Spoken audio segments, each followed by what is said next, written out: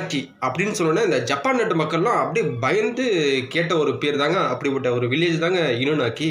இந்த இனுனாக்கி பார்த்தோம்னா 1868ஆம் ஆண்டு இந்த மன்னர் ஆட்சி காலத்தில் எம்பையர் மேஜின்னு சொல்லிட்டு ஒருத்தர் வந்து புதுசாக வந்து ஆட்சி ஏற்று நடத்தி வந்திருக்கிறாருங்க. அவர் என்ன பண்ணியிருக்கிறாரு, இந்த ஜப்பானை வந்து மிக அந்த வளர்ச்சி நோக்கில் நம்ம கொண்டு போகணும், ஒரு நாகரிக வளர்ச்சியில் நம்ம கொண்டு போகணுங்கிறதுக்காக பெரிய நகரங்கள்லாம் வசூல் பண்ணி, இந்த வரி வசூல் பண்ணி நம்ம வந்து இந்த நாட்டை முன்னேற்றிடலான்னு சொல்லிட்டு ஒரு உத்தரவு வர்றாரு.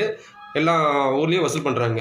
ஆனால் எல்லா ஊர்லேயும், அதாவது இதுக்கு முன்னாடி இந்த காலகட்டத்தில் அந்த பெரிய நகரங்களும் அப்புறம் சின்ன நகரங்கள் மட்டும்தான் வாங்கிட்டு இருந்தாங்க. இப்போ இவர் என்ன ஒரு உத்தரவு போட்டிருக்காருன்னா, சின்ன சின்ன குக்கிராமத்தில் கூட, அதாவது மலைவாழ் மக்கள்கிட்ட கூட இந்த வரியை வாங்கணும் அப்படிங்கிற ஒரு உத்தரவை இவர் பிறப்பிட்டது. அதுக்கு அப்போ அங்கே இருந்த மக்கள்லாம் மிகப்பெரிய ஒரு வெறுப்பை ஏற்படுத்துதுங்க. என்னடா இது, நம்மளே வந்து கைக்கும் வாய்க்குமா இருக்கிறோம், நம்மகிட்டயும் வரி வாங்குறாங்களே அப்படிங்கிற மாதிரி ஒரு வருத்தத்தில் இந்த மக்கள் வந்து இருந்திருக்கிறாங்க. இப்படி இருக்கிற பொசிஷனில் கிராம மக்கள்லாம் பார்த்தோம்னா அங்கே விளையிற அந்த தானியங்கள் அப்புறம் வேட்டையாடுற இதெல்லாம் வந்து அங்கே பெரிய ஒரு கிராமத்தில் கொண்டு போய் இந்த வணிகம் பண்ணி அதில் வர லாபத்தை வச்சு தாங்க பொழப்பை நடத்திட்டு வராங்க. இப்படி இருக்கிற ஒரு பொசிஷனில் அவங்ககிட்டையும் போய் அந்த வரி வசூல் கேட்டோன்னே மிகப்பெரிய ஒரு அவங்களுக்கு ஒரு வெறுப்பை தாங்க ஏற்படுத்துச்சு. அப்புறம் காலங்கள் கடந்ததுங்க. உடனே வந்து 1870ஆம் ஆண்டு அங்கே வந்து ஒரு துறவி வராருங்க. அவர் பேர் தாங்க வராங்க, அதாவது கியோமிசின்னு சொல்லிட்டு ஒரு துறவி வராருங்க.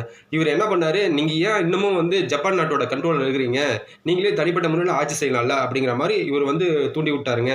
உடனே வந்து அந்த மக்கள் வந்து